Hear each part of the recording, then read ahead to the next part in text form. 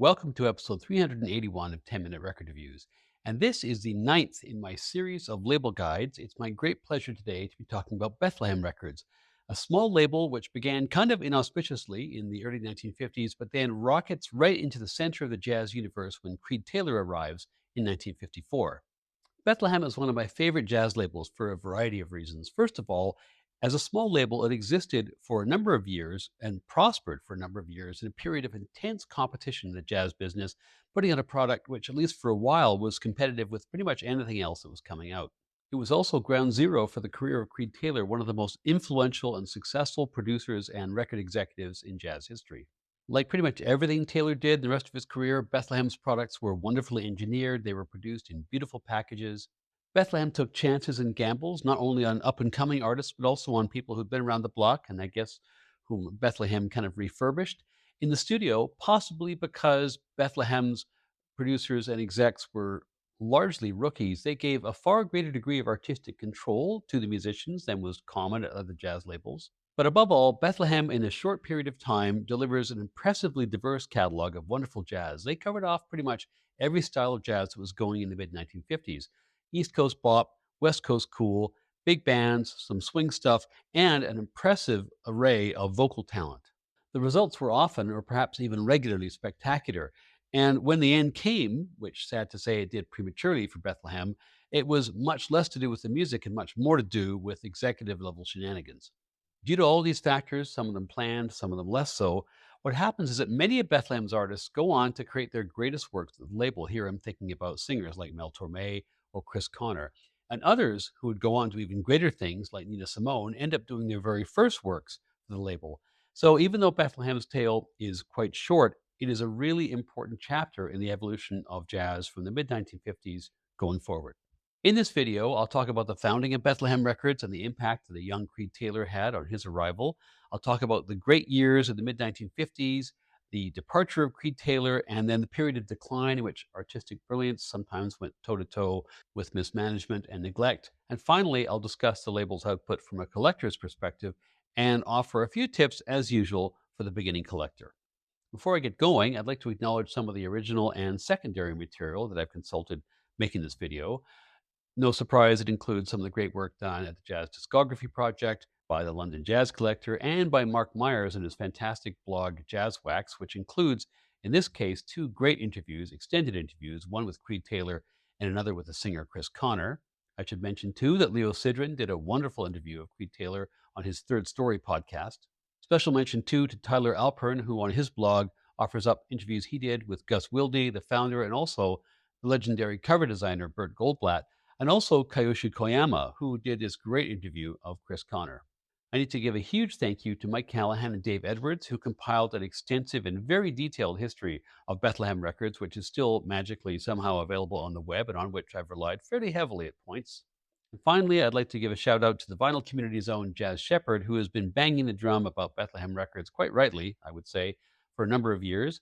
These are some of the giants on whose shoulders I'm clambering, but needless to say, any errors are my own. Bethlehem Records was formed in 1953 by Gus Wildi, who was a young and wealthy Swiss immigrant who'd been in the States for a couple of years at that point and wanted to create something. Wildi had started off in real estate, and to ease his way into the New York business scene, he was also taking dance lessons at Arthur Murray. There, his dance teacher had a boyfriend who was a drummer who'd gone to Duke University, whose name, unfortunately, apparently is lost in the mist of time.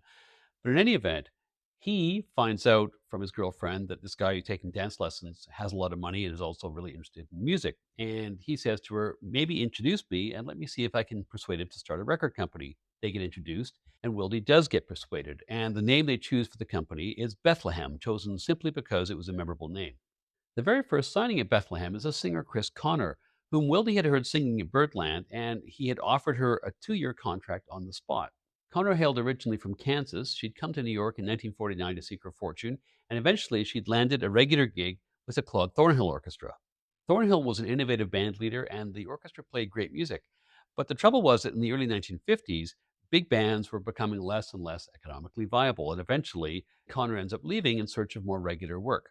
She did some studio work for Herbie Fields, then she joins Jerry Wald's orchestra, but her big break happens when June Christie, who was a regular singer for Stan Kenton's orchestra, which was one of the biggest and most viable bands in the country at the time, heard Connor singing on the radio. Christie at the time was thinking of leaving Kenton's band to go out on her own solo, and when she did in 1953, she recommends Connor to Kenton as her replacement.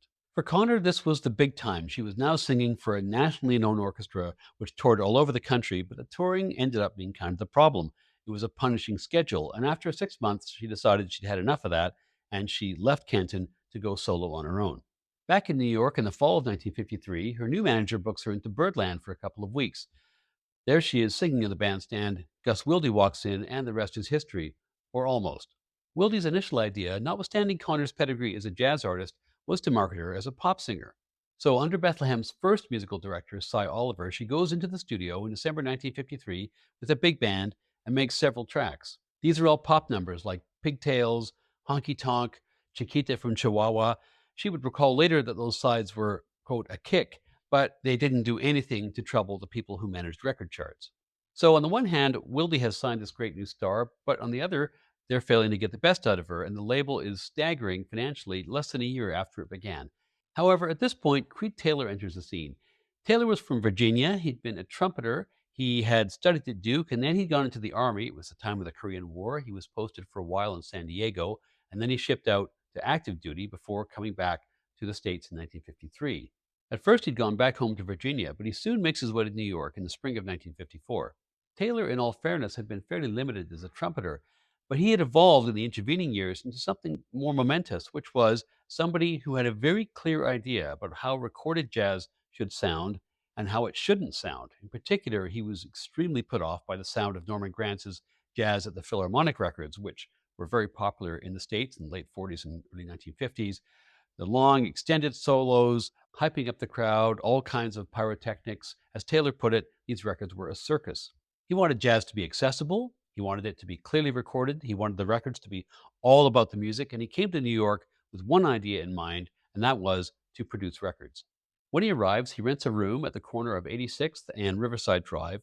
And the next day, he goes down to Midtown to meet an old friend from Duke University, who, if you're following along, is the very same guy who was the drummer who had convinced Gus Wildi to start Bethlehem Records in the first place. And he introduces Creed to Gus.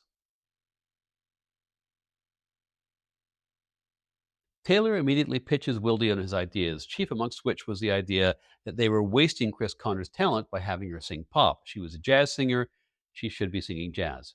Wilde was impressed by Taylor's vision for all of this. He introduces him to Chris Connor, and it turns out she was in complete agreement and had a whole list of jazz tunes that she wanted to take into the studio. Beyond his musical ideas, Taylor also reveals himself fairly soon to have other assets as well. Despite being young and not a working musician himself, he knew a lot of jazz musicians, both acquaintances that he was making in New York by mixing with all the right people very rapidly, and also people he'd met out in California when he was stationed in San Diego with the Army. In early August 1954, Taylor took Chris Connor into a studio just off of Bryant Park, along with Ellis Larkin's piano trio, to make a record. And this was a fairly unusual move because Connor, just like any other major female jazz singer, would have been well used to being surrounded with a major orchestra when singing. Being backed by a small combo was not something that happened very often. The studio they used, Fulton Studios, was chosen because Taylor at Birdland had met a young engineer, a guy called Tom Dowd, well before his rise to fame as a great engineer at Atlantic Records. And pretty soon, Taylor and Dowd had figured out that they saw eye to eye on the way jazz records should sound. Taylor's approach on this first record was not to micromanage. He met with the artist in advance, they discussed the tracks to be recorded, he then backed away and let Dowd and the musicians make the record. And this became a hallmark both of Taylor's career, but also Bethlehem Records, certainly while he was there. Lots and lots of artistic freedom, and the producer not really intervening too much in the finer details. It was a winning formula, apparently, because the playback sounded great, and even before that record was pressed and issued, Connor was booked back in for another session in just 10 days, this time with Vinnie Burke's quartet in support. The results of these sessions were two 10-inch LPs, the first non-singles, incidentally, which Bethlehem had released to date. Chris Connor sings Lullabies of Birdland, and Chris Connor sings Lullabies for Lovers. And unlike anything else that Bethlehem had released to that point, they sold. Part of why they sold was, of course, the music, but it also had to do with the way they were packaged. Bethlehem was one of the very first jazz labels to get serious about cover art. They typically used these moody photographs, lots of kind of chiaroscuro dark and light combination, high contrast, minimal text. As you can see, this glossy lamination. This is the first pressing of not one of those two records, but actually Connor's next record, her first 12-inch LP for Bethlehem. This is Chris. The net result being they stood out on the shelf. And you might think, if you know much about Creed Taylor and his subsequent history, that this all had to do with Creed Taylor because he championed this kind of aesthetic everywhere else he went in the next 2 decades. The best examples being those glorious covers on Verve and Impulse releases in the 1960s. In fairness to Creed, the lamination was his idea, but most of the rest of the inspiration came from Gus Wildi. He was the guy that wanted to raise the bar for the cover art on jazz records. And in a real stroke of good fortune, one of the record cover manufacturers referred Wildi and introduced him to a well-known commercial photographer, a guy called Bert Goldblatt. Goldblatt didn't just have a great sense of design, he was also, I think, critically a jazz fan. And he chose the cover designs and the photographs and worked on the art only after he talked in depth with the artists. In addition to being a great photographer, Goldblatt was also a gifted illustrator, and he drew or painted many covers for Bethlehem, as well as doing photos. Here's an example. This is Great Scott by Bobby Scott. And you can see, it's actually probably rather hard to tell, but you can see the pen and ink drawing. I don't know if I totally like the whole design of this cover, but the drawing itself is a tremendous likeness and very typical of the kind of work that Goldblatt was able to come up with. So now, in the fall of 1954, not only did Bethlehem have as their main A&R guy and producer somebody who is recognized historically as one of the key figures in jazz history, they've also got real artistic vision overseeing the whole package. This was a winning combination. Sales were going through the roof. Taylor could do no wrong in Gus Wilde's eyes, and Bethlehem was now fully a dedicated jazz label. In the wake of this success, Taylor begins to record other artists rapidly, and Bethlehem's specialty in these 2 years was to capitalize on Taylor's strengths as an A&R man. And they weren't recording the established stars. Those folks typically weren't available to them. They made their name recording people who were on the edges of the big time, or people who had just been discovered, or established swing stars who had found themselves a little bit swamped by the wave of bebop in the last few years. But the quality of the music that Bethlehem was producing was often as good as that being recorded by crosstown and much better established rivals like Blue Note, Prestige, and Riverside. So in those early days, you won't find Miles or Monk or Dizzy on Bethlehem. But in those first releases, you'll hear Oscar Pettiford, you'll hear Carmen McRae, Herbie Mann, Bobby Scott, Vinnie Burke, all great music, all beautifully packaged. By and large, the recordings are also very good. They're typically done in either Fulton or Beltone studios in Manhattan. Creed did take a few small group sessions over to Rudy Van Gelder's studio in Hackensack when he started working with him in 1955. But trouble with that studio was it was his parents' living room, and therefore you couldn't fit a bigger band in there. The big band sessions, anything over 5 or 6 musicians, had to be done in Manhattan. When he wasn't in the recording studio, Taylor was busy trying to build up Bethlehem's book of business and establish his network of contracts and sign more musicians to the label. One of his key accomplices in all this was Quincy Jones. Jones and Taylor had arrived in New York at almost exactly the same time, and they'd gotten to know each other at a place called Charlie's Tavern, which was a musical hangout not too far from the original location on 52nd of Birdland. It was located on 51st. Taylor found that even compared to his own legendary networking capacity, Jones knew everybody, and it was through Quincy and or at Charlie's Tavern that Taylor got to meet established musicians like Milt Hinton or Oscar Pettiford. Other connections, however, happened kind of by chance. When Taylor had gotten full-time work with Bethlehem, he was able to give up his room up on Riverside Drive and move down to Greenwich Village.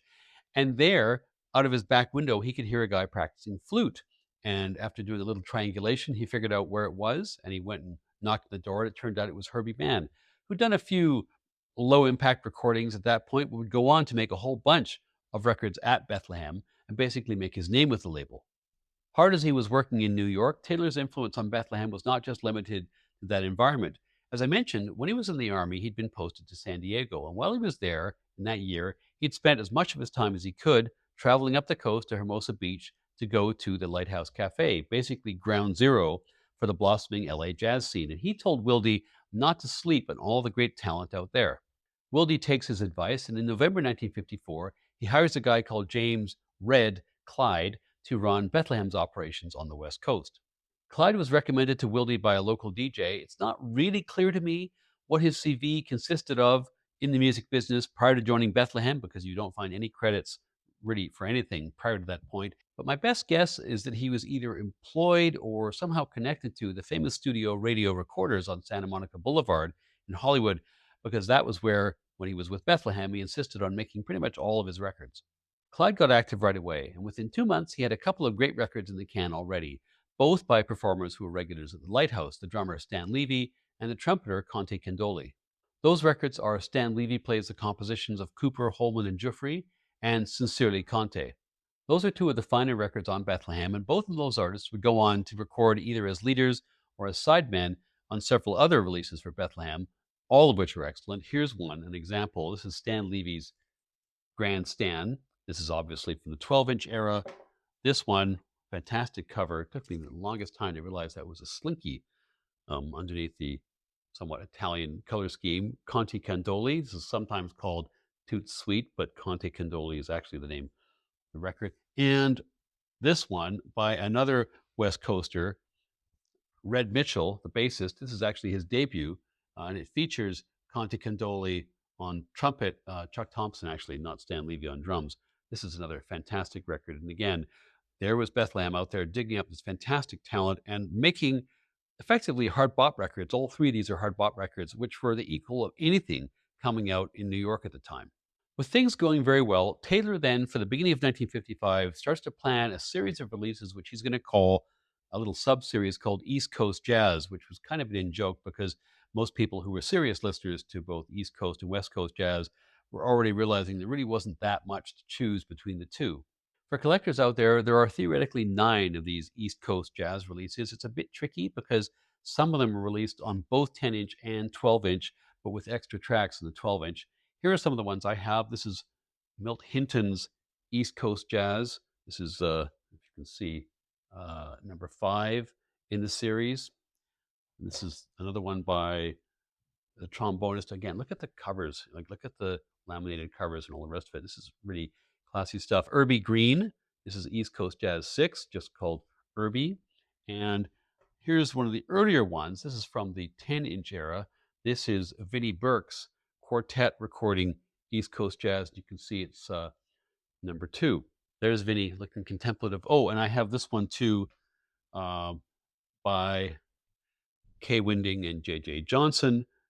This is East Coast Jazz number 7. Again, an absolutely beautiful photograph and an absolutely beautiful package. Incidentally, Winding and Johnson were kind of a statement signing by Bethlehem because they were pretty big names in the jazz world in 1955. 1955 saw Bethlehem release even more great vocal jazz. That includes that last record, one I showed you earlier, by Chris Connor, who then moves to Atlantic at the urging of her manager because Nusui Erdogan had been courting her and because it's going to be a bigger platform. But 1955, in vocal jazz terms, is very significant for Bethlehem because it starts off this string, frankly, career-defining albums by the Velvet Fog himself, Mel Torme. Torme at that point had enjoyed kind of an up-and-down career in the 1950s. In California, he hopped from label to label. He was with Capitol for a while. He was with Choral for a while. But his breakthrough happens when Red Clyde signs him to Bethlehem and pairs him with the band leader and gifted arranger, Marty Paich. Marty Paich isn't a name bandied around with any regularity these days. He's a bit niche, I guess, in jazz history, but I've come to understand in the last few years that seeing his name in a record is almost a guarantee of the quality of the record, whether it's a big band record or a small group record. Torme did 6 original records for Bethlehem with Marty Paich, and the first 3 in particular are fantastic. It's a Blue World is this wonderfully moody set.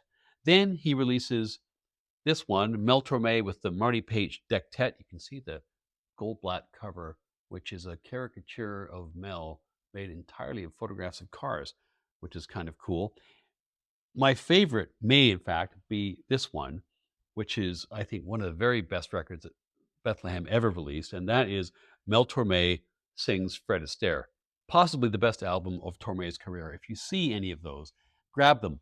As for the others, they're a bit hit and miss. There's a rather unusual one called California Suite. This was actually the second time that Mel Torme had recorded this kind of California opera almost, which he'd written.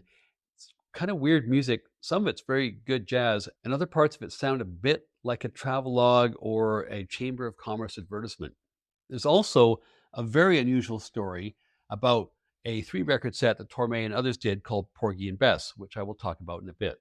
So 1955, if there was one great year in Bethlehem's history, that was the year. It was a banner year. In addition to Torme, there were great records that were put out by Herbie Mann, by Charlie Mariano, by Bobby Scott, the singer Carmen McRae, who's fantastic, Bud Freeman.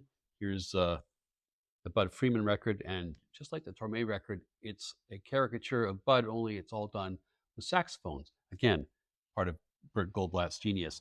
Plus, in 1955, there was a little surprise from Down Under. The Australian Jazz Quartet actually begins as a trio of Australians, Earl Buddle, Bryce Rode, and Jack Brokenshaw, who arrive in Canada in 1952. They've got plans to tour the States, but they can't get visas. So they end up holding up and playing jazz in Windsor, Ontario. Now, I wouldn't be the first to say that Windsor is not exactly a jazz hotspot. It's just across the river from Detroit, and it's probably more notorious in the US as a place where people from Detroit can go to drink under the age of 21 or to experience perhaps true democracy. But Detroit is a real jazz town. And this trio of Australians were discovered by a well connected Detroit jazz club owner who signed them up to act as a backing band for Chris Connor in the brief period of time after she left Stan Kenton, but before she signed for Bethlehem. Connor, of course, soon goes off to New York, where she signs for Bethlehem. A little while later, in 1954, the trio, who by that point had become a quartet, did get visas with the help of this club owner, and off they go to New York. Now, you can read that their introduction to Creed Taylor at Bethlehem was the work of a New York booking agent, and I'm sure there's some truth to that. But my suspicion is that the connection to Chris Connor had to have been influential. It's just too much of a coincidence. In any event, the AJQ go on to make 7 records for Bethlehem starting in 1955. Lots else happens in Bethlehem in 1955, really too much to mention. So by early 1956, this somewhat accidental brainchild of this Swiss dude hatched in a dance studio, energized by the arrival of this rookie producer from Virginia, was going great guns with a rich, varied catalog encompassing bop, West Coast cool, swing, and some of the best vocal jazz being recorded anywhere in America. And then the wheels began to fall off. The first problem, and probably the biggest problem for Bethlehem ever, was the loss of Creed Taylor.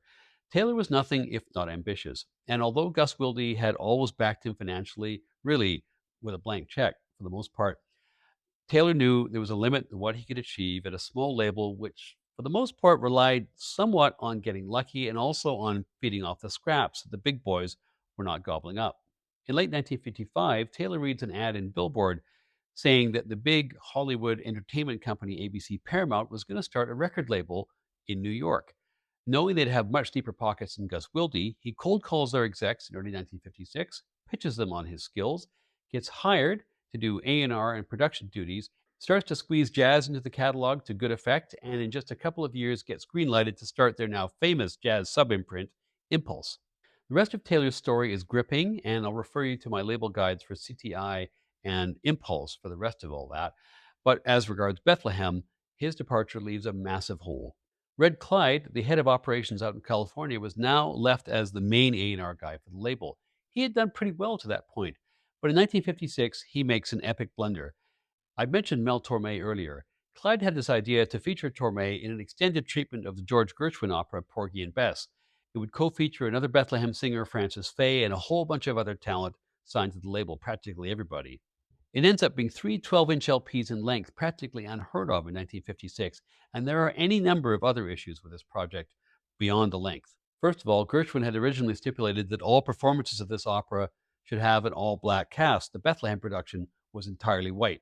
That would have been a problem in the 30s. It was a bigger problem in the 50s, compounded by the fact that Gershwin himself was a white artist writing about black impoverishment in a way which, by the late 1950s, a lot of, but not all, black artists considered to be racist. You can look all this up. It's all well documented online. And even if you wanted to set the racial politics aside and consider the technical aspects of it, they decided to do every single scrap of the opera, not just the highlights, which was more typical. So whatever the politics, this whole project cost Bethlehem an absolute fortune, and it drove the company deep into the red, and arguably, Bethlehem never recovered. From that point, from late 1956 on, Bethlehem was always scrambling one way or another. Now, life wasn't a total disaster. They were still picking up great talent and making some great records. There were some solid releases yet to come. Here's an example from around that time. This great record, kind of a one-off that Mingus did for Bethlehem called East Coasting. This is a Japanese press of this, actually, but a very, very good record.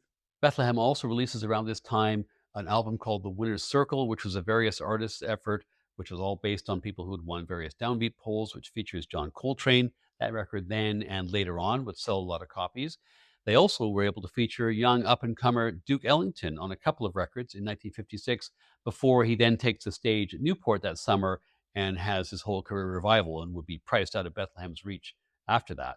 But notwithstanding these successes here and there in 1956, keeping the cash flowing became job number one. One of the things which Gus Wildi did to ensure this was buy the rights to an older label called Period Records. A lot of the music on there had been produced by a guy called Leonard Feather, the jazz critic, and reissuing those records as Bethlehem releases. Here's an example of one of those, The Happy Jazz of Ozzie Johnson. Again, it's kind of more swing era stuff, but it's very well done. It's well recorded. And when you look at the personnel, Thad Jones, Frank West, the great tenor and flute player, Dick Katz, Milk Hinton, you really can't complain about the people, the personnel on here. People knew the label was in trouble, and that didn't really help because then the defections started to happen with increasing frequency. Red Clyde leaves not too long after Taylor made his way, and he goes off to found Mode Records, which is an absolutely fantastic label with a very small number of releases, great music, great cover art. If you ever see any of those, grab them. In his place, Wilde hired an experienced A&R guy called Carl LeBeau, but the problem was that with the cash shortage, LeBeau was not really able to bring in much new talent. He wasn't able to make very many records. There's a real dry spell, 56, 57 in there, certainly 57 for Bethlehem, and LeBeau leaves less than a year after he arrives. So things are not really looking good. But Bethlehem has one really great last hurrah in store, one they almost failed to capitalize on. In the fall of 1957, a Bethlehem employee, a guy called Lee Kraft, brings a tape into Gus Wildi. It's a demo tape of a young singer, a jazz singer, who's playing at this little club out of the way, just off the freeway in New Jersey. She's playing under an assumed name because her mother does not approve of jazz. She's a very religious person and wanted her daughter to be a classical musician. This singer, of course, was Nina Simone, and Wilde recognizes her genius almost instantly and told her he'd record an album on which she would have complete creative control.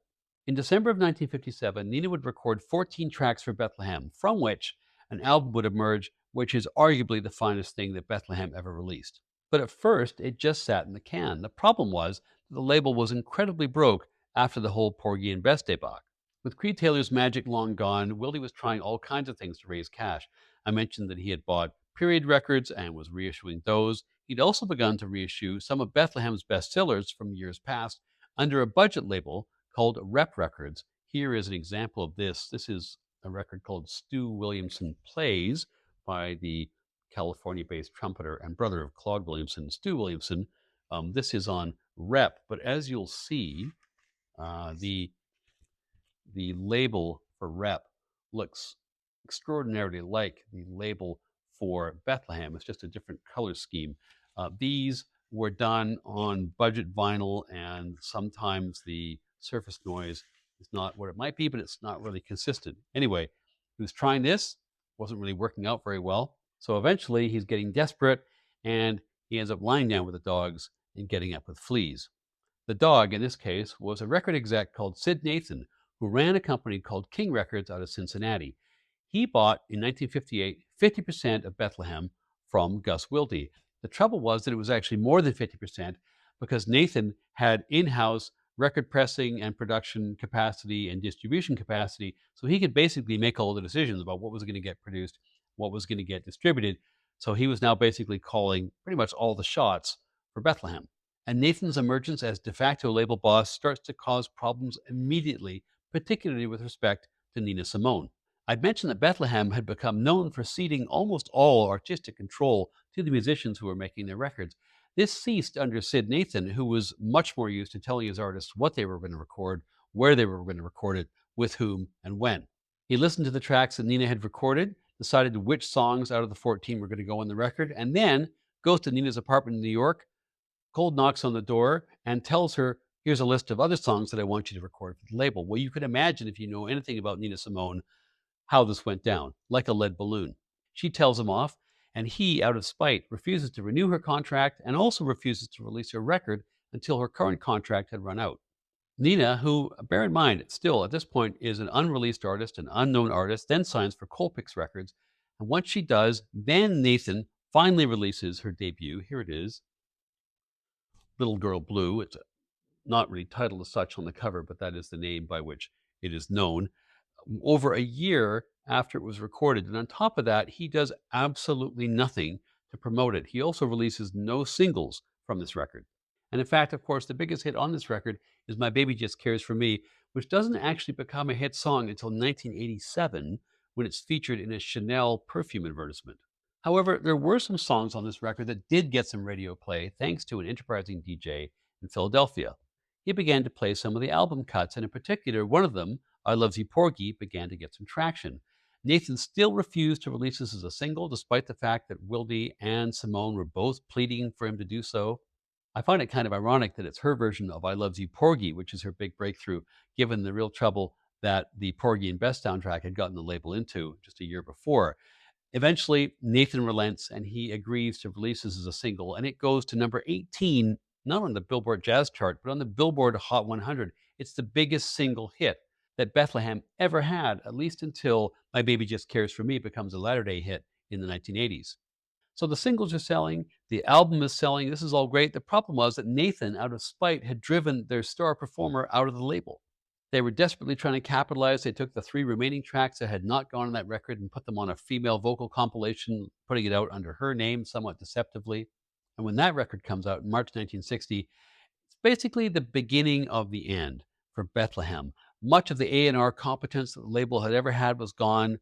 And after Nathan had reissued what he wanted to reissue in 1960-61, as far as he was concerned, he was letting the label atrophy.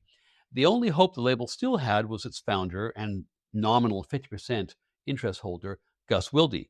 And one of the oddest things about Wildi's final years of involvement from 1960 to 1962 is that there were very, very few records put out by Bethlehem in those years, but a lot of them are real bangers. Those include an early effort by Roland Kirk, an album called Third Dimension, a record by the Pepper Adams Donald Byrd Sextet, one by Howard McGee called Dusty Blue, which is great, Booker Ervin's The Book Cooks, Booker Little's Booker Little and Friend, and a great record by Zoot Sims, of which I have a latter-day reissue, Down Home.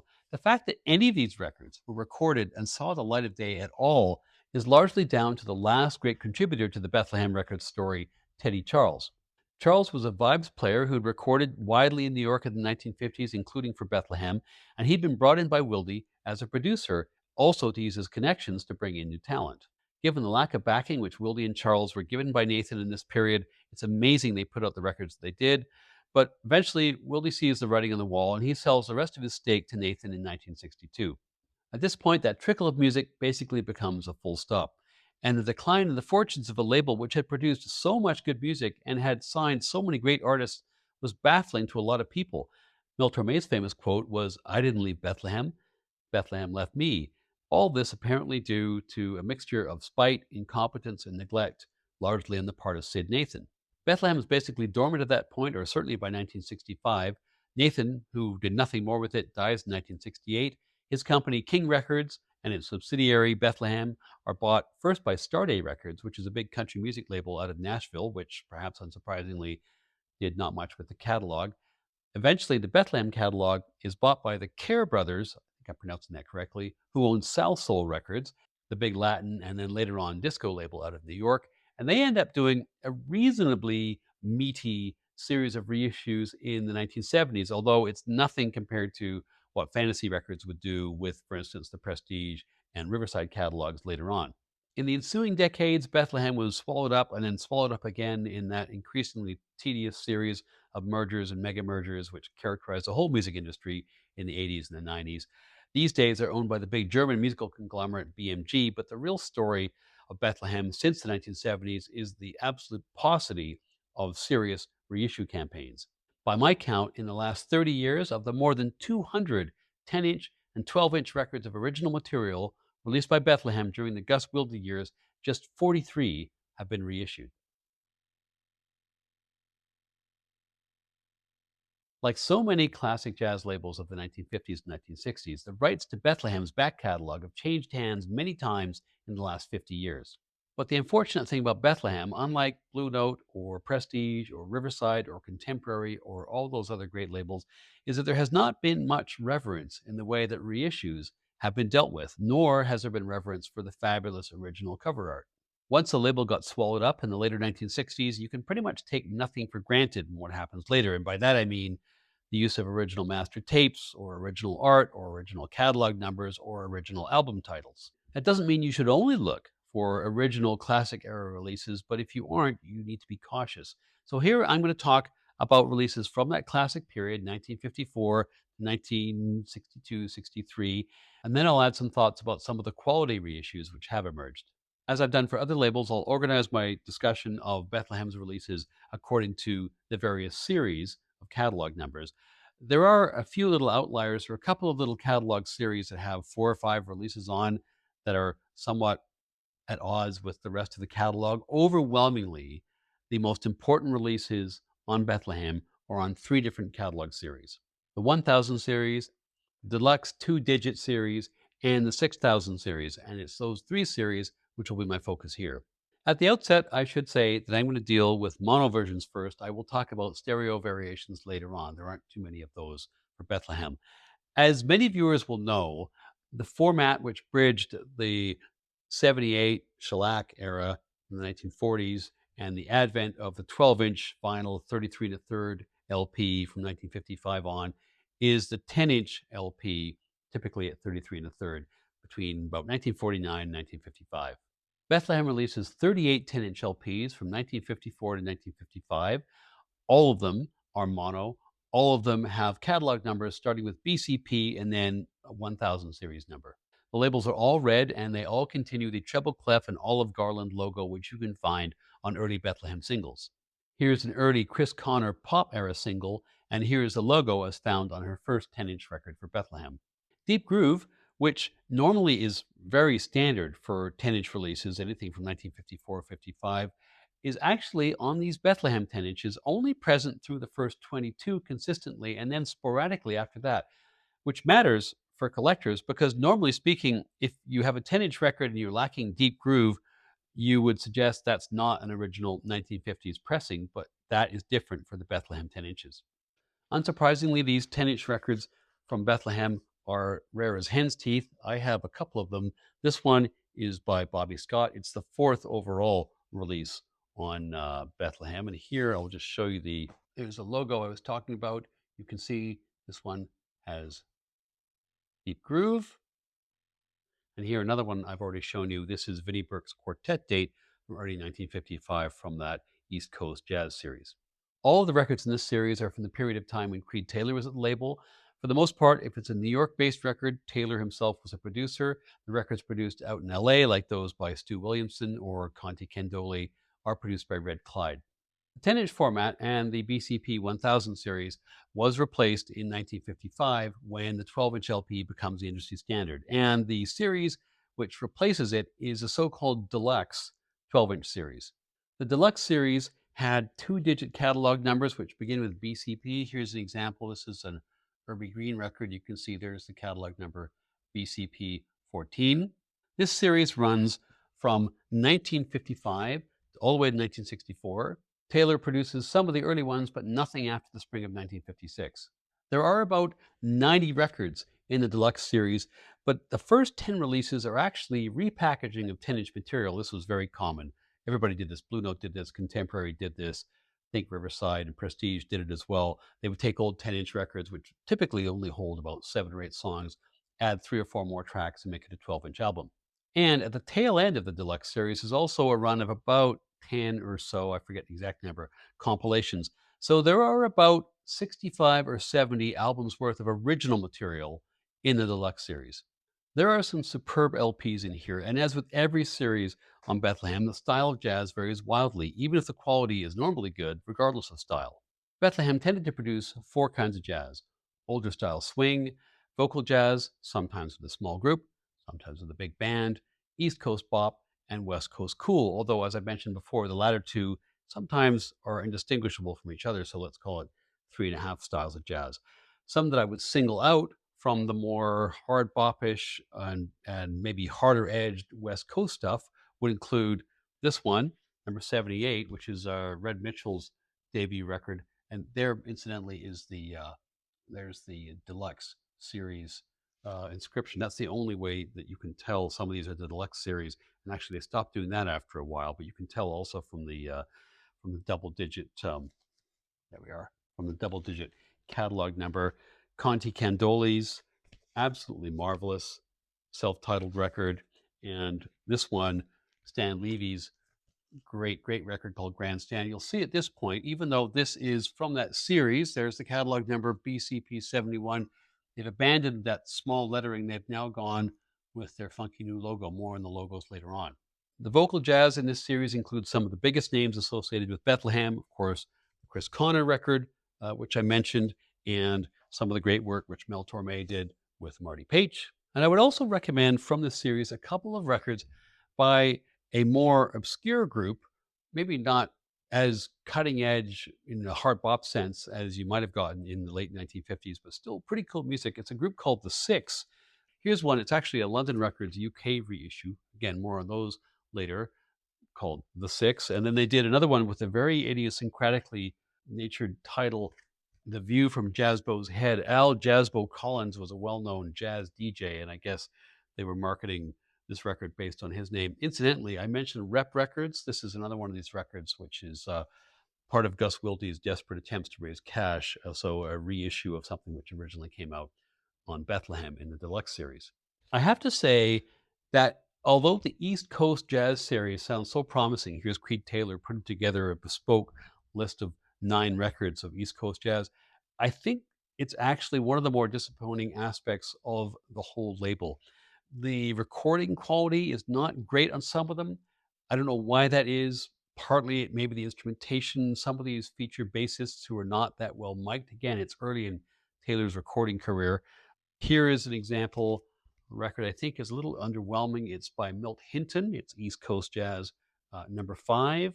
But the more traditional swing stuff is actually pretty cool. There are records by Ruby Braff and by Bud Freeman, the sax player. I showed you this one before.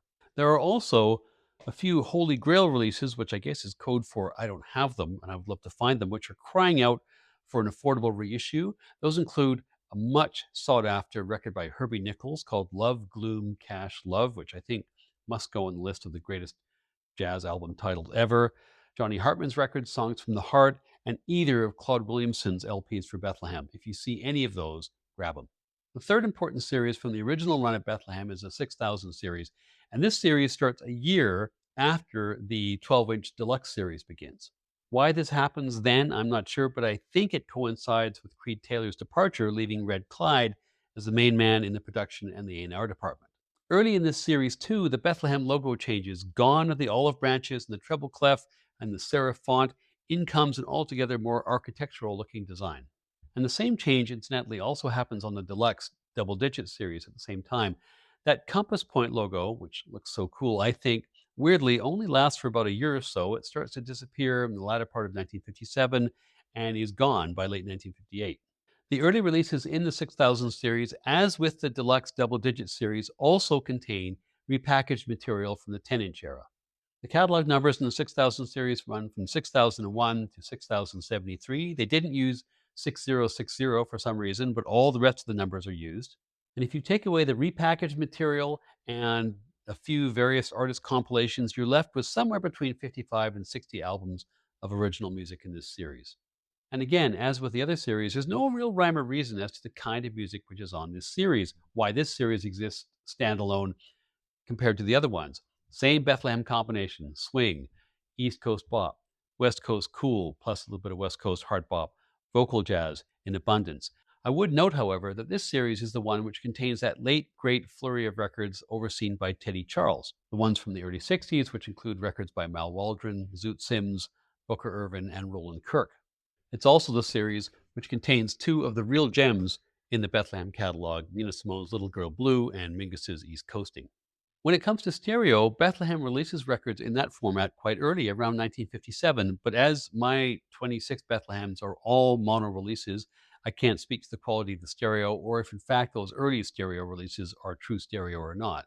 By my count, From the point that Bethlehem first introduces stereo, there are about 50 unique releases on the label, regardless of the different series. But I can only find, researching on Discogs and elsewhere, 22 verified stereo releases or examples thereof. So whether or not they consistently released records in mono and stereo after late 1957 is anyone's guess. Stereo is usually labeled on the cover, but not always in a consistent manner. The best way to tell you've got a stereo record from Bethlehem is that the label will not be red, but bright blue. And secondarily, the catalog number normally has an S in it, sometimes, unfortunately, a BS number. London Records were the original British licensees for Bethlehem, at least until Sid Nathan gets involved in 1958. Many, but certainly not all, of the better titles from 1954 to 1958 are available as contemporaneous UK releases on London. Here's one, as I mentioned, the 6. I'll just show you what the label looks like. It's sometimes they're done, maybe they all are done actually, as London American recordings. I find that these actually sound as good or often better than their American equivalents. And that is perhaps not surprising when you consider the financial trouble in which Bethlehem regularly found itself.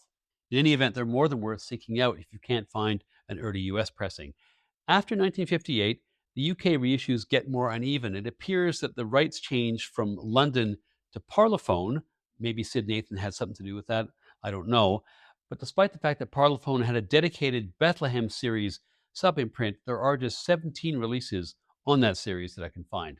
The Parlophone records, like the London records, are often pressed to a standard as good or better than the original US releases, so again, they're very collectible. The trouble is, there are still such huge gaps in international pressings. Perhaps the biggest gap of all is that Nina Simone's Little Girl Blue wasn't actually available in England or Germany or elsewhere in Europe until 1966, some 6 years after its original release. Official licensed Bethlehem reissues, which have occurred, have come in different waves. One in the 70s, one in the 80s, one in the 90s, one in the 2000s, neatly enough. The one in the 70s was a semi-serious attempt at a reissue series undertaken, as I mentioned earlier, by Salsoul Records, who reissued a fair amount of Bethlehem material, sometimes compiled, sometimes with different titles, and with a new look and feel. I'll give you an example of that. Here's my copy of Zoot Sims's Down Home, which is absolutely superb record. In fact, Zoot Sims, I just need to say as a sidebar, it's just somebody that anybody who likes jazz should be collecting.